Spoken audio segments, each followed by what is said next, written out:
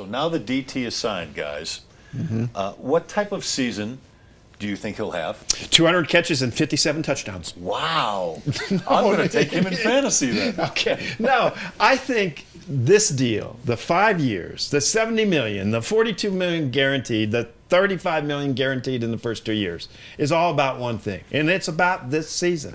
Because there isn't any tomorrow in the not for long. It's Demaryius being at the top of his game, never thinking twice about holding something back so he won't get hurt, and being the best receiver possible for Peyton Manning. It's Super Bowl or bust, and that's $35 million guaranteed in the next 2 years to try to do the Super Bowl march this year. So it doesn't matter whether it's 110 catches or 94 catches. It's Demaryius laying it on the line each and every week. And I think he will. I really do, because this is not one-to-one. I spent some time with him in the offseason, but someone who was with him the other night said he's really committed to get it in an even better Jerry Rice kind of shape, where you drag the parachute around and stuff like that. That he's been working on at least getting into off-field shape, minimizing his body fat. I think he's not going to be one of those guys that, okay, I got my money guaranteed, I'm going to quit. I think he genuinely now wants to be one of the top 2 or 3 wide receivers in the NFL. So what would I expect out of him? Numbers not to approach last year because of Let me what tell they're everybody gonna what those change. numbers were. Yeah. 111 catches, 1,619 yards, 11 touchdowns, and his average yards per reception, 14.6. I think he'll have almost as many touchdown catches, because they're going to throw the ball when they get down there. I think he's going to have 100 catches. I think he's a 100-catch guy. His yardage is not going to be 1,600. I'd say it'd be closer to 1,300. If he got to those kind of numbers, I think it would be worthwhile, and they would have a legitimate threat, as they've had, and that they would be in good shape with that. Because Emmanuel Sanders, I think, is going to match his numbers, if not improve his numbers, even in a run-generated kind of offense. And I think they'll be fine at tight end. I think they'll have enough guys out there, guys that will catch 3rd down and 4. We come back. You said it the other day. You're concerned about only one thing, Cody Latimer. Am I being fair when you said that? Yeah. In terms of the wide receiver core, if he comes out and he can give you the kind of numbers that Wes Welker had, or Brandon Stokely when he was here, then they'll be fine with their receiving core. They'll be a great receiving core. Well, you know what kills me? Everybody is on this thing about, well, Gary Kubiak's coming in. They're going to run the ball and run the ball and run the ball. You know what? Gary Kubiak's going to throw the ball 55, 56% of the time, which is a little less than they threw it under John Fox.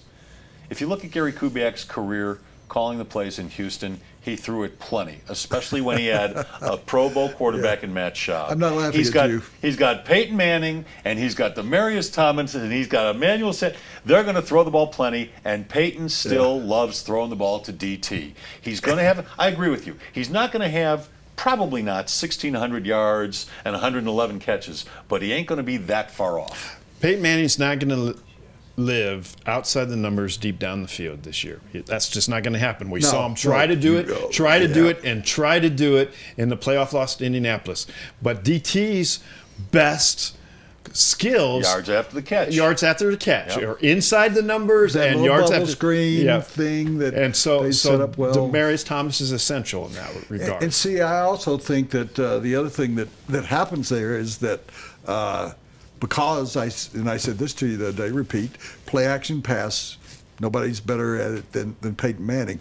But and it'll be more effective now that they run the ball a little bit more. And we'll all admit to the world that his arm strength probably wasn't what it was, which wasn't that much to begin with anyway.